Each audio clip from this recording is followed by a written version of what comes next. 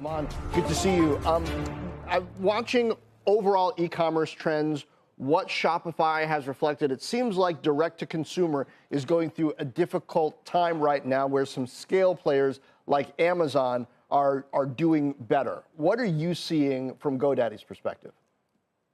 John, our customer is the micro business customer, and it's only over the last year or two that we've started to offer them e-commerce services, and commerce on the internet is the biggest opportunity for them. So what we see is that they continue to adopt our commerce services, and we're making it simpler and simpler for them.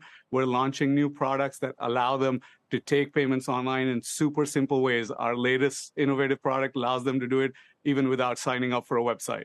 Yeah, and your applications and commerce segment is growing fastest, but I wonder what's driving that, right? So Amazon seems to be doing overall particularly well. You got challenges if you're trying to do targeted advertising based on some changes that Apple and to some extent Google are doing or planning to do. How much is there this sort of big company toll that direct-to-consumer companies are having to pay, and how are you helping them pass that?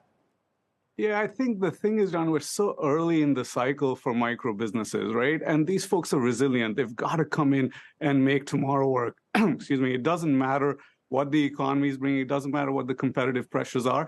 For many of them, this is a new opportunity. And because it's so early for them, even though e-commerce as a whole is sort of coming back to its natural curve, it's still a net new opportunity for them because, a year or 2 years ago, e-commerce for them was zero. So even if it's a bit down year over year for some verticals, and as an example, we see services do quite well, even year over year, right? Which is great for GoDaddy because we tend to lean more services than product-based. So, those services businesses, they've built now an online presence. They're doing some transactions online, and it's helping them year over year as well. Hey, Aman, I wonder how you're thinking about the pace of small and medium-sized business creation.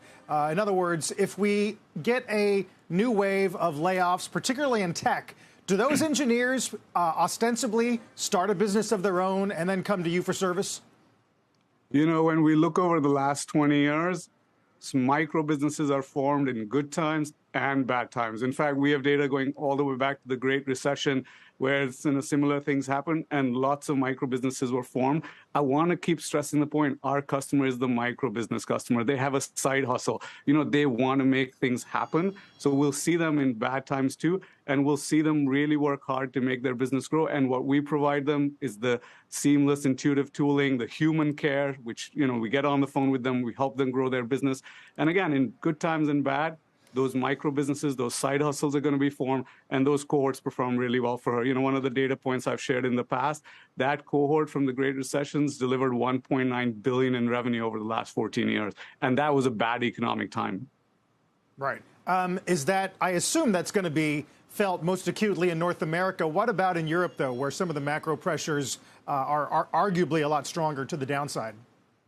Yeah, actually, I talked about it at earnings. We did see more pressure for our customers in Europe right now. And, we're very hopeful that things will sort of do better in Europe. But like you said, the U.S. economy continued to be strong, and we saw a good growth. We saw 12% growth in the U.S. And in Europe, our focus is how do we support our customers? How do we make it simpler? And we're hopeful that some of the macro factors will sort of make it easier over the next quarter or two.